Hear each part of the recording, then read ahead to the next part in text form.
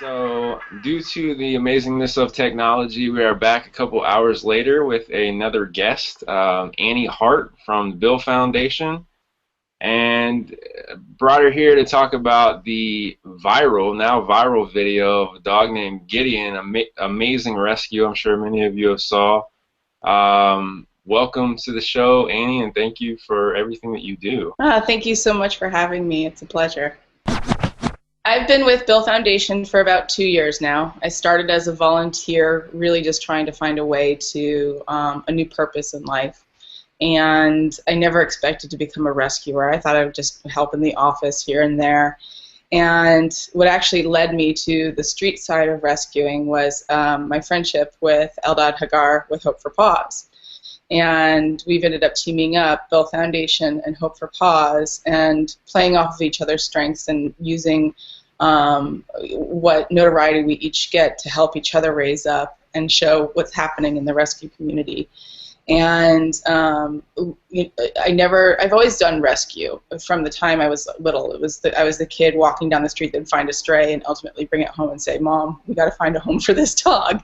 Right. And so just by chance, after leaving another job, after getting really sick and trying to figure out what I wanted to do, Bill Foundation took a chance on me and said, "Why don't you come in and start volunteering?" And next thing you know, they're asking me to be their executive director. And I started our Facebook page, and then I realized, the Facebook page was initially just to get dogs adopted, and I realized people were interested in the stories of these dogs and where they came from. So I started writing their stories and photographing them, and then started to make videos. And it's been astonishing watching what these videos do around the world, and the awareness they raise. Like with Gideon's video, he's been featured this week on the front page of the Daily Mail in the UK, where pit bulls are banned. And it's a positive story about pit bulls, which is very rare. So that kind of positive impact, I've started to feel responsibility to share these stories, the full truth that, not all of it's perfect and sunshine and butterflies, but what we go through in rescue and the importance of the education. So. Yeah, I don't know how I came across the video initially, but I watched it and I was like, engaged immediately because it was so well done. Just the whole, because you see a lot of people do the videos of shelter dogs and do the videos of rescues, in-action rescues and everything, and they're all great, but like this video was like so well done. It like had you hooked immediately. You see Gideon out there like shaking, he's like terrified, and 3 minutes later you're like tearing up because it's such an amazing thing that you gain his trust, and it's obviously over like a period of like 3 hours or more, but right. I don't know. I just think it's so essential to have those videos out there. And on top of that, Gideon's a pit bull, so just showing the fact of how sweet he was and where he's obviously came from, which is a, not a good situation. He probably wasn't treated too well, and the fact that you were able to turn him around so quickly, and he has so much, so much to offer people. And the video showed all of that, and it's just awesome. Yeah, he's an ambassador for hope and what can happen when you take a chance. And not all the rescues are that gentle per se, that they're like willing to let us do it. We do take our time. We go slowly. We use tools, to ensure that our safety first and the animal's safety is there as well, that we don't traumatize them. And it's, with the 5-minute videos, like you said, it's not, and I try and show the time lapse of like, as he was healing, you got to see that. And that was probably the hardest part, was his healing process. About a week after we rescued him, the cultures came back that he had a highly contagious form of ringworm. And he had to be in isolation, which any dog stuck in isolation for 6 weeks is difficult, and a pit bull is even more difficult because they really need their mind stimulated, their body stimulated. And it was, we had a oh crap moment. And luckily the team I was working with at Animal Wellness Foundation, while they're a veterinary team and a rescue, they're animal advocates first, and they all recognize the importance of his mental health as well as his physical health. And we really came up with a plan of, we would gown up and glove up daily and go in there and work with puzzle toys and just keep stimulating him, like get your mind busy, keep working so you don't get stir crazy. And then at night we would put little booties on his feet and literally carry him outside and take him running around the block so he couldn't get anybody else sick, but at the same time burn off that energy, which, I don't know very many other veterinarian clinics that would do that. But it made it so that he was willing to stick with us through the process and just, you watch him looking at us, and he's literally looking right at us and trusting us and knowing we're there for him. And the interesting thing that, and I've been talking about it for a while, and a lot of people didn't really grasp what I was saying is, he's been sick since we rescued him. And he's still in recovery. He's all of the contagious infections are gone. He's still fighting a staph infection in his paws. And I've been saying all the way along, we don't know Gideon yet. We know Gideon's sick. And we've got to be careful that once he is well, we're there to set him up for success. The personality, think about yourself when you have the flu. You're not you. You're different. And once while everybody was celebrating, oh, he's so great with cats, he's so great with everything, he's great when he's at 10%. How do we know how he's going to feel at 100%? And so last week we got the all clear that, okay, he's healthy enough, and he's been in foster, and I sent him to training.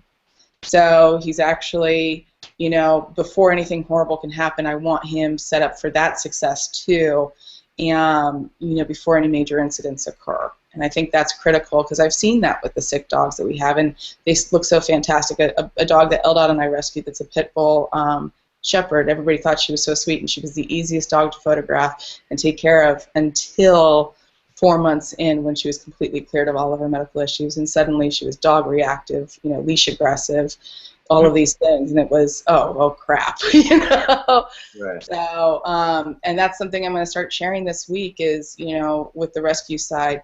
Rescue's great. You got to do the training too. Tino, trainer.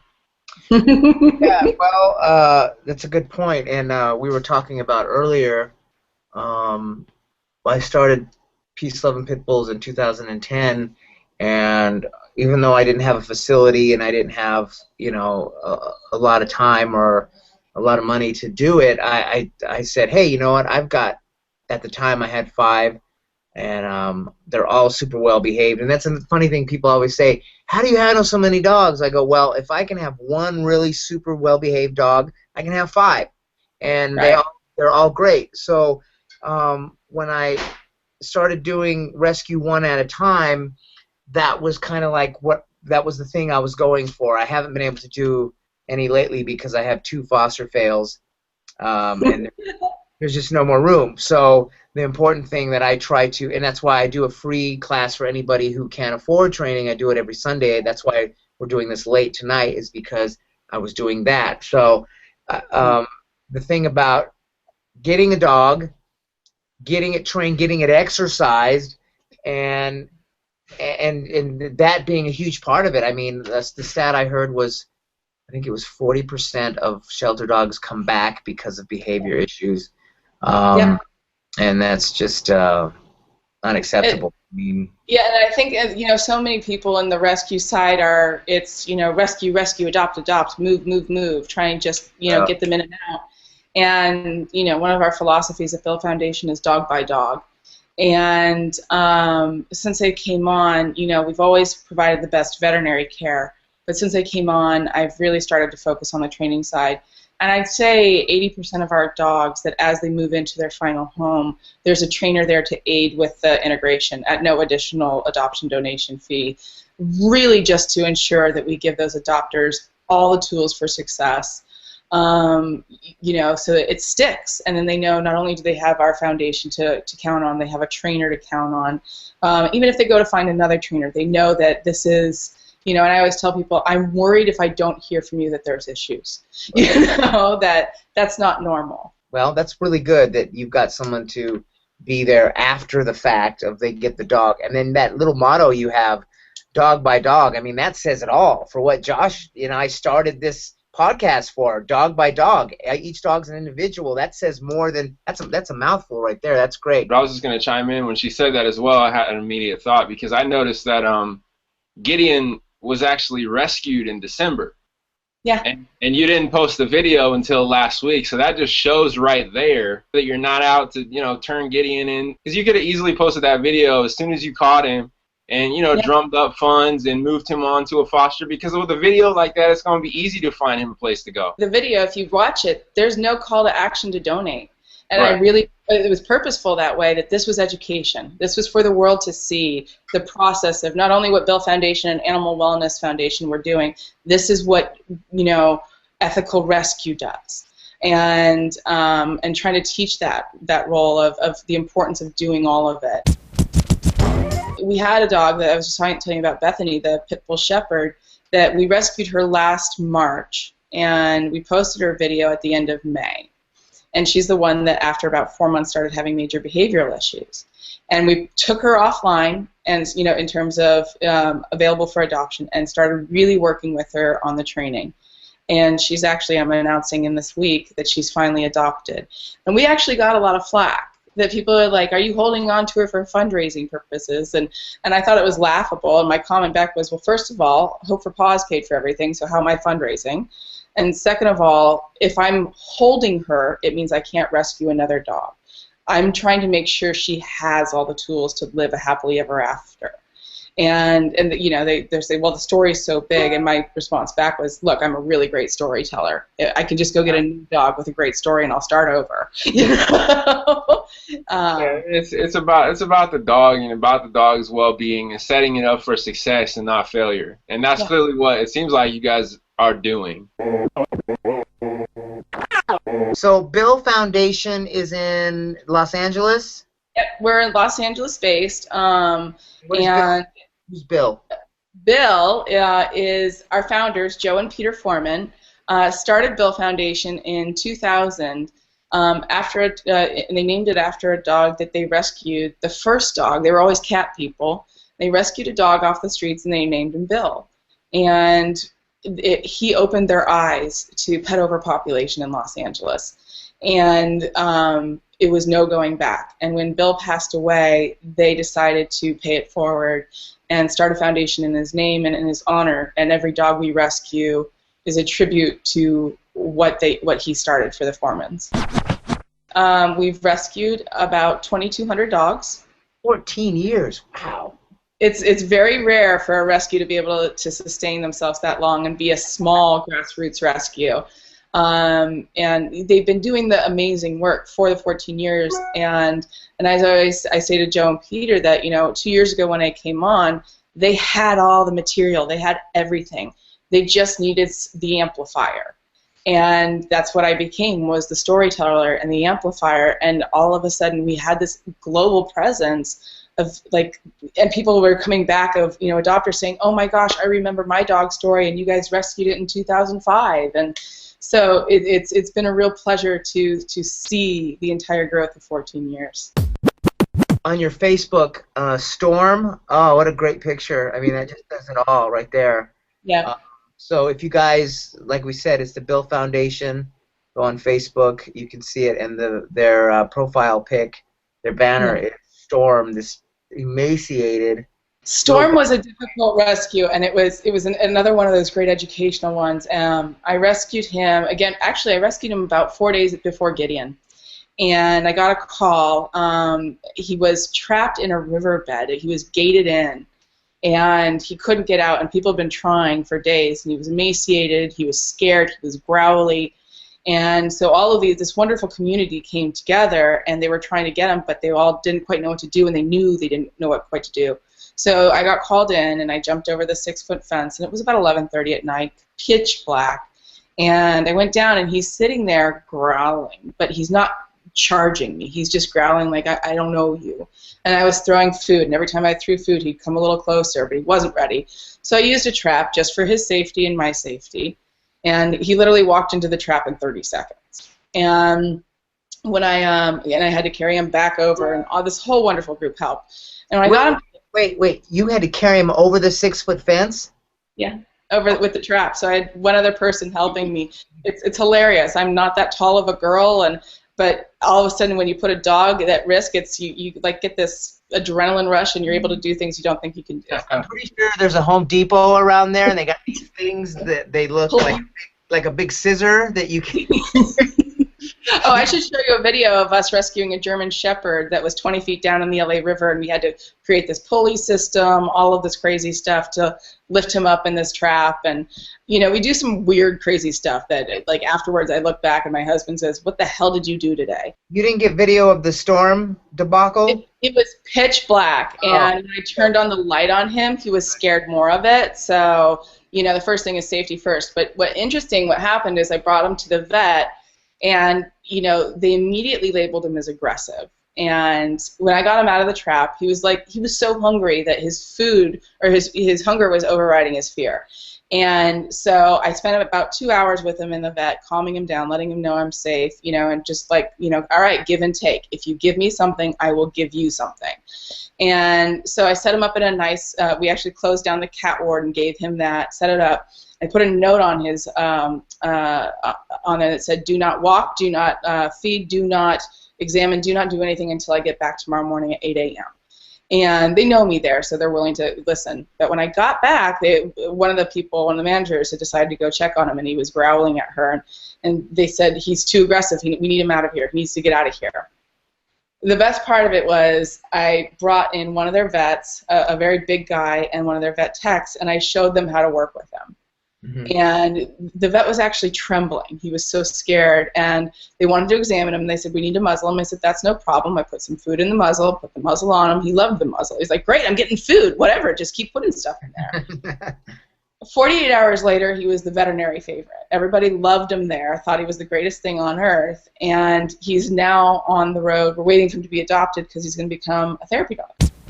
He was just scared. You know, it's like trying to evaluate a dog in the shelter. Let me tell you something. When I don't eat, I am no fun to be around.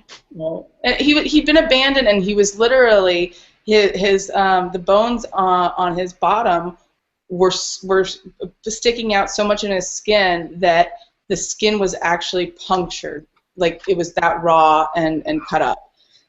He felt horrible. He'd been, you know, whether or not, and people always say, "Oh, he's abused." You don't know if he was physically abused, but he was obviously neglected or homeless. And that's a big difference. If people want to kill people and say, "Oh, damn, whoever did that." Well, we don't know if somebody physically did it or not, or he ran away.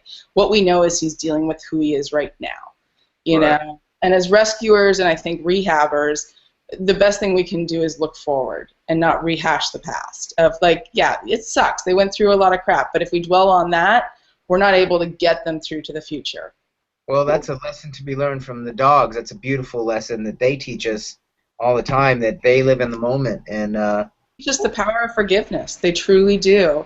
You know, it was one of the things I said to the Huffington Post is, if these dogs are able to wear their wounds openly and forgive us and forgive life, what stops humans from being able to do that?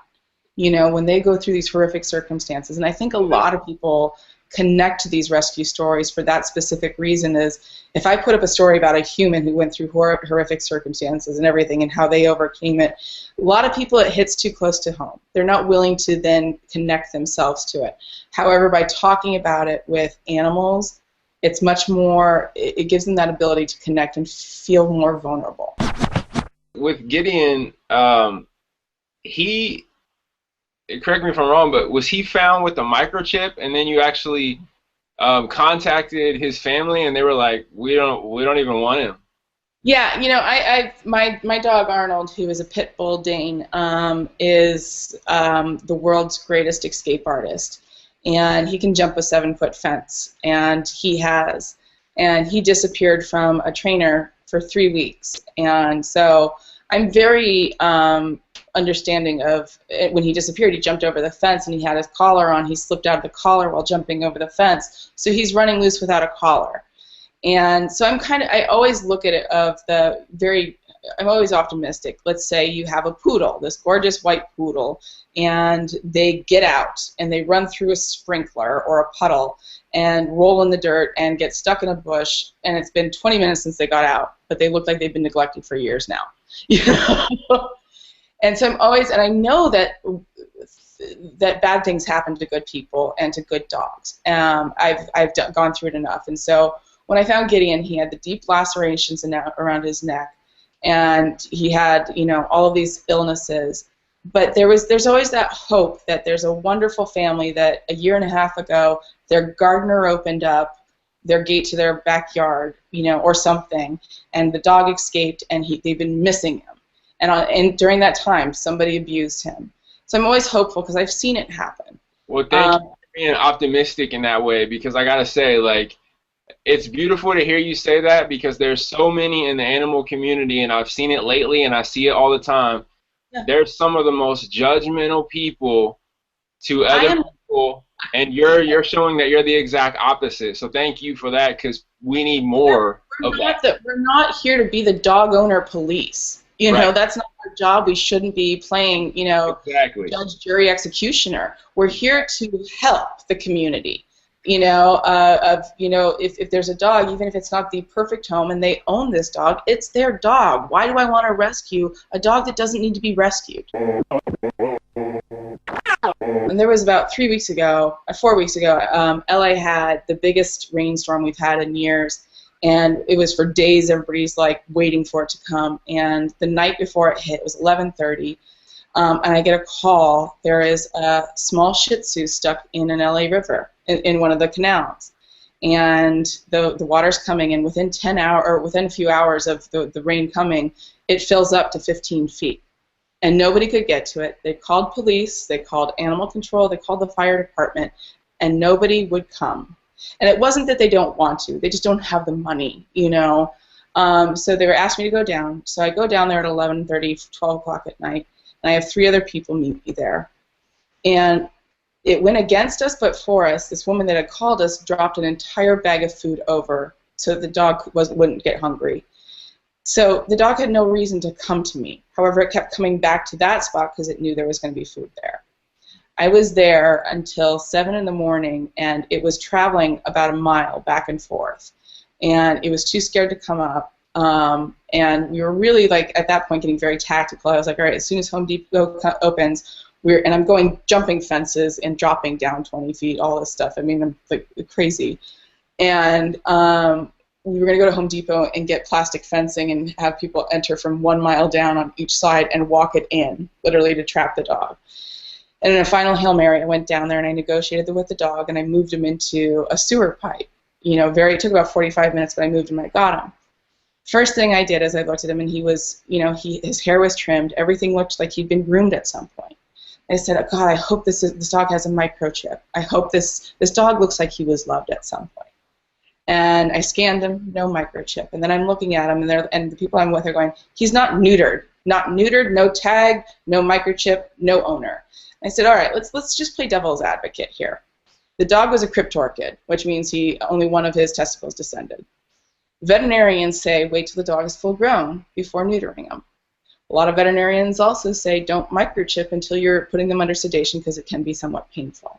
So let's say this person was planning to get this dog neutered in a week, and they were outside bathing their dog, and something spooked it, and it took off without its collar on. You know, and I played that game, and they all just kind of went, oh, I never thought about it that way. And those things happen. They do happen. You know, justifiably, this dog, and when we got him to the hospital, they said, we wouldn't have neutered him, you know, until he's full grown. He's like, it's major surgery.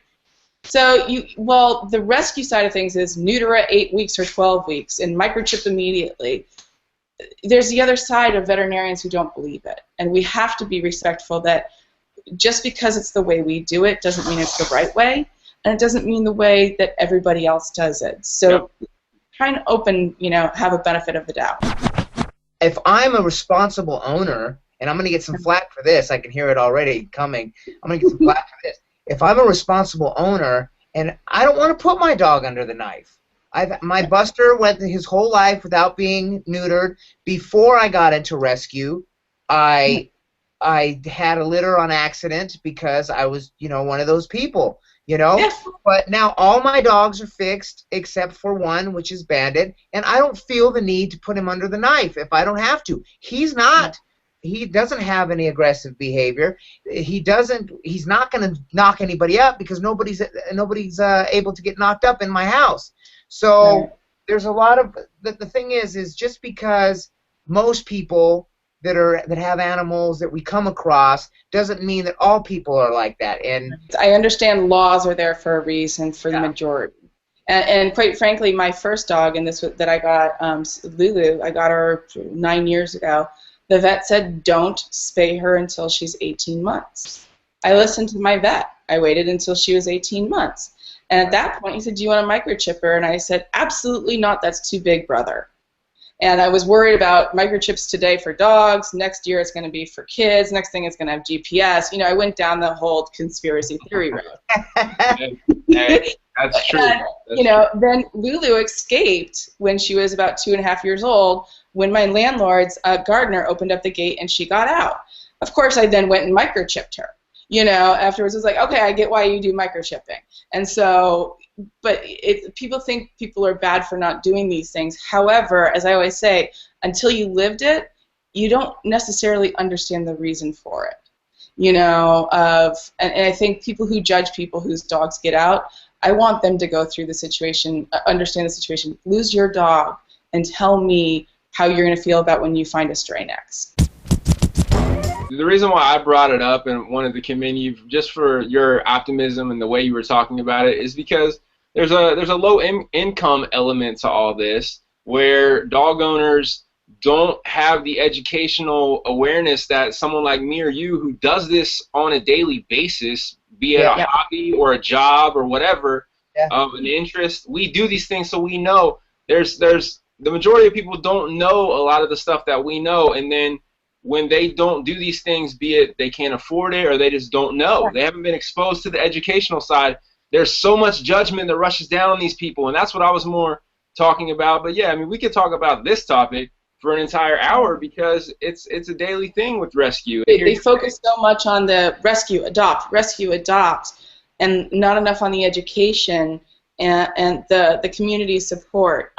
We did the first ever, I co-hosted the first ever Spay Neuter Fest, Los Angeles, a few months ago, in January, and we did 250 cats and dogs for free. We spayed, neutered, microchipped, and vaccinated, and licensed. And I was blown away by some of the people who showed up and said, well, if I spay my dog, can she still have puppies? You know, there's really a lack of education. And it was like, no, you know, but we need to be there. If we really want to get to the core of the issue, we got to be there to support the community.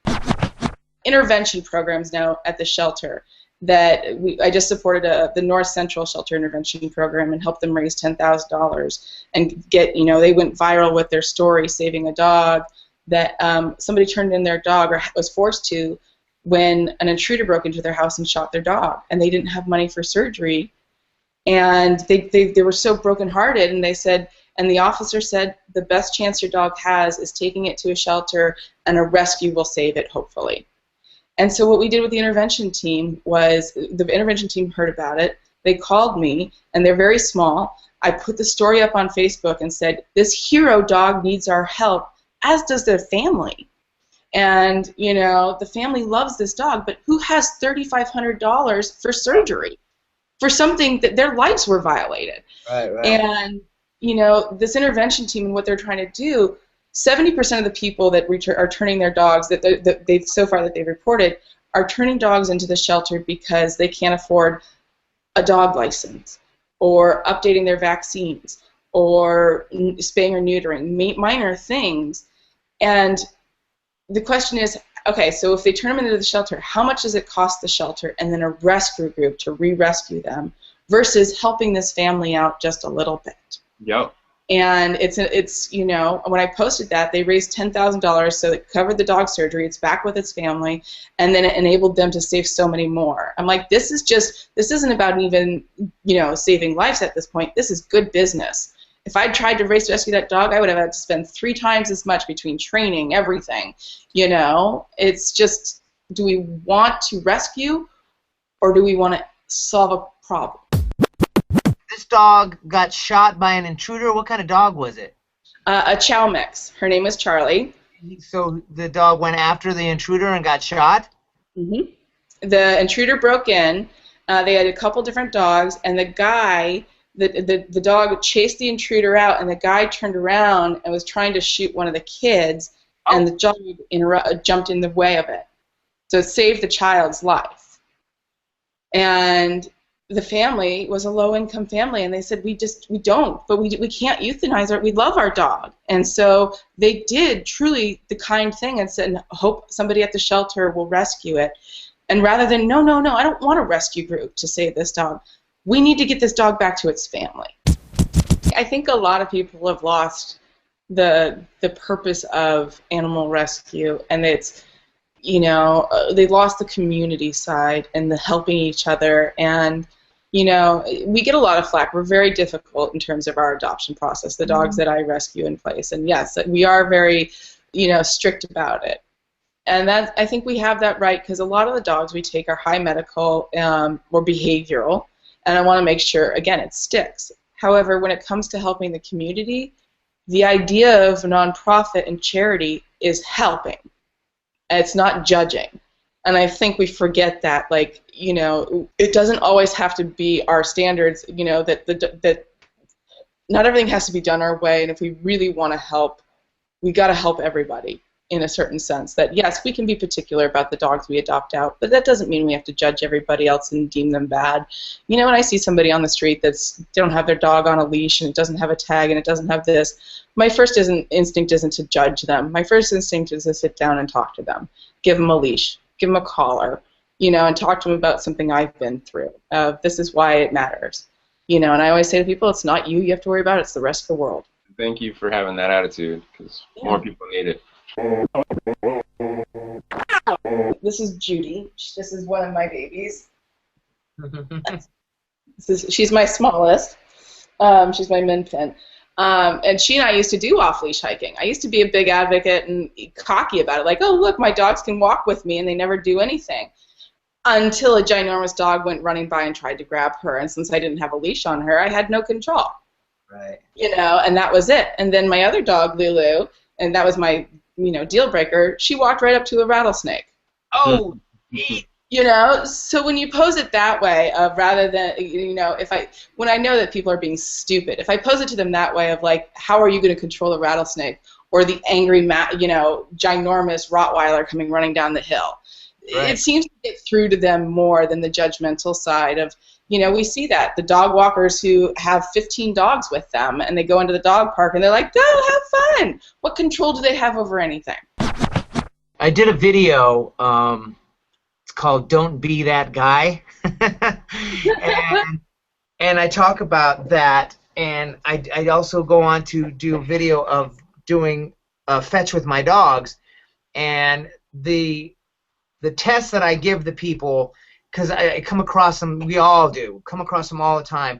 Oh, my dog's fine off leash, and then, until another dog comes along, and then they're like everybody else, hey, get back here, stop.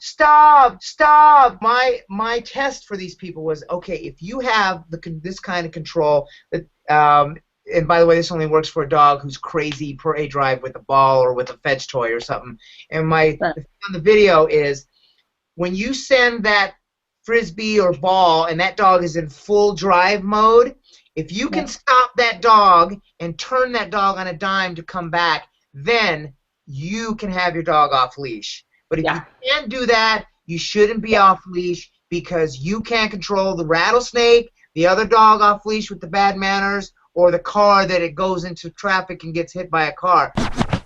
Did you get ringworm from that dog? I was really scared, and I was stunned, and I'm immunocompromised. I've got fibromyalgia and psoriatic arthritis, so I was really worried, and I'm on medication that destroys my immune system. Dr. Annie, who is, it's Annie and Annie squared, she's Dr. Annie and Rescuer Annie, she did. And none of the other animals in the hospital did, and we have no idea how that happened, because we were testing every single animal, going, oh my god, on top of it. Took my car in and had it cleaned, but I'm a stickler because I've rescued so many dogs with mange. It's constantly, wash, don't touch your face and everything. But yeah, I lucked out. How is Gideon doing now? I mean, I saw the latest picture of him snoozing under a comforter. He looks like he's doing pretty good, but Well, now he's in training, and because I cat tested him the other day, earlier last week, just to see how he was, and he was much more interested in him as a snack.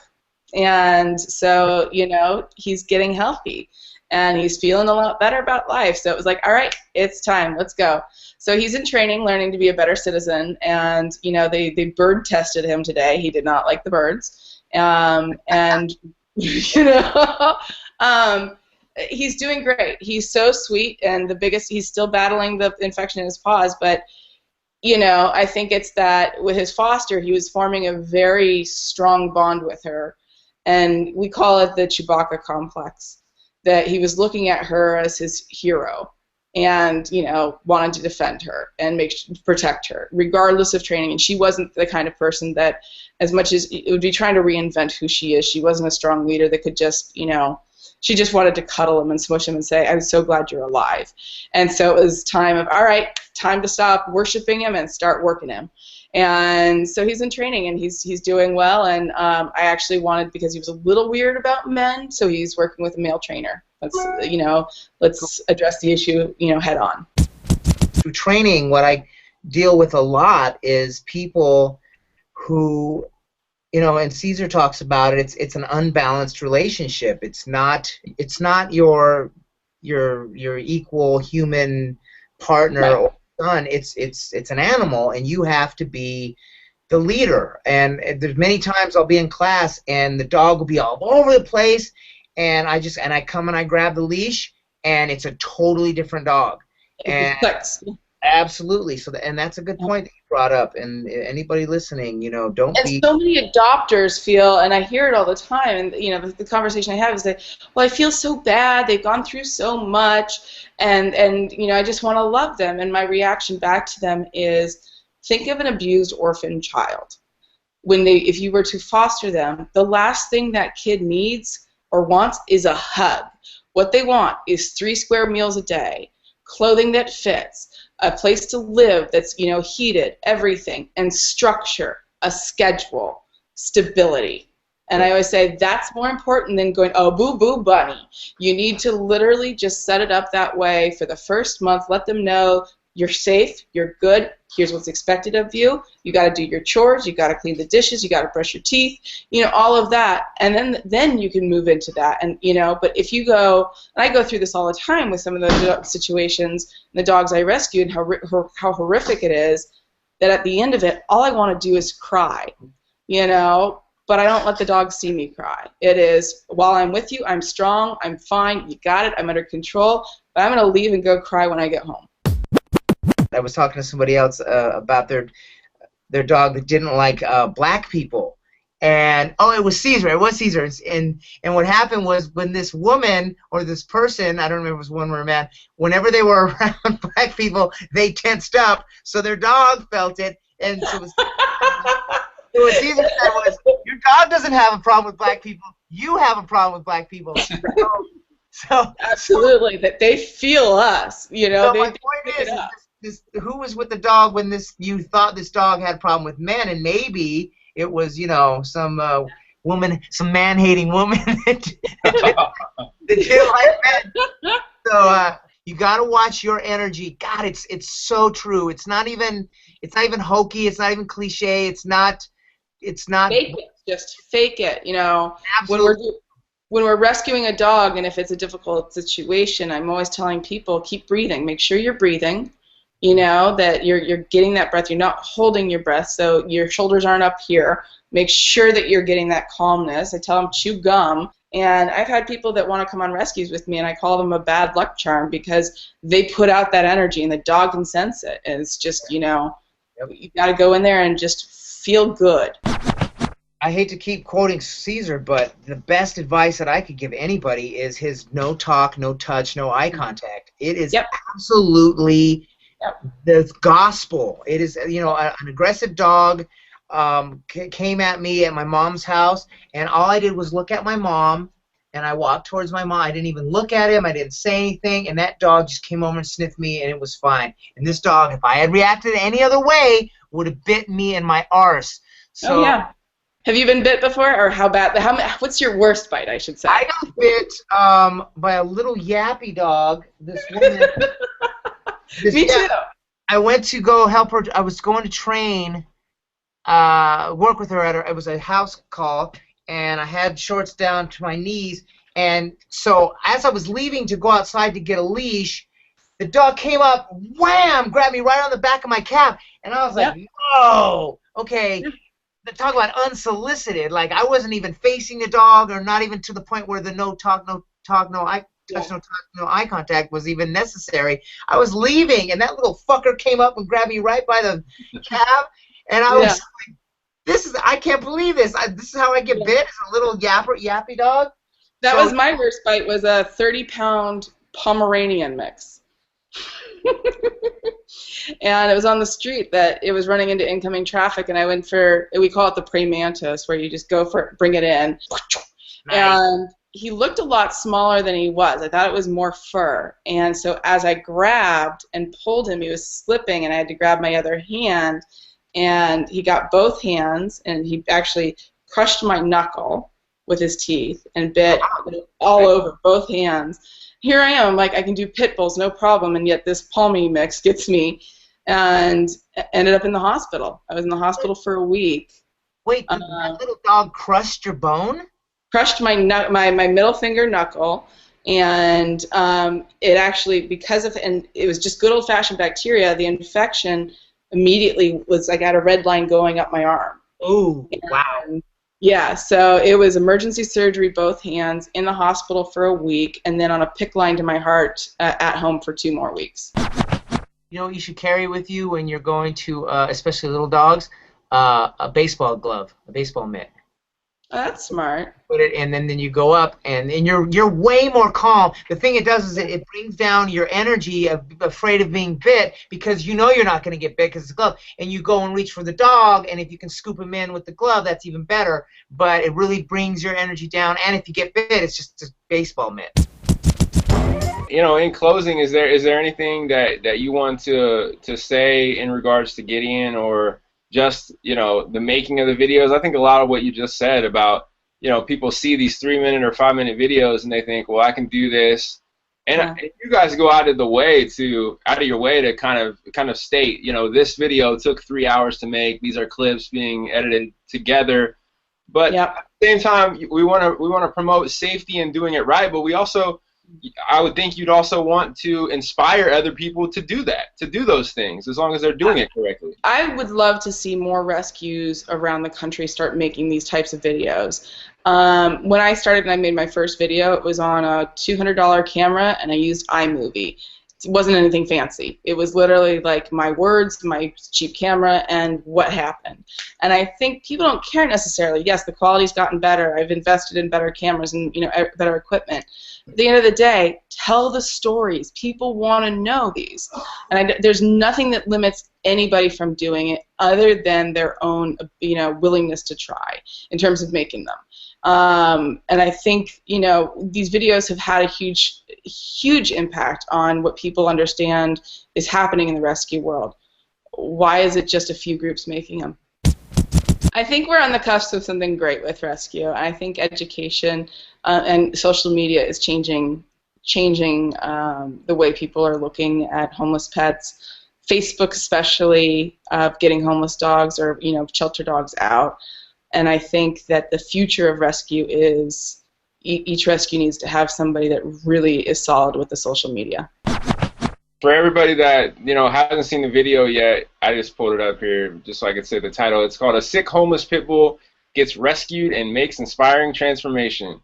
And it is about Gideon, and pretty much just shows how, you know, he and most any dog of any breed are so quick to show forgiveness, and how resilient they are in their character. Or you can just go to Bill Foundation, and all those stories are there, right? Yep. On Facebook at facebook.com Bill Foundation Dog Rescue, or facebook.com Annie Hart Loves Dogs. Thanks for coming on and chatting with us, Annie. We appreciate it. Yeah, anytime. Thanks for having me.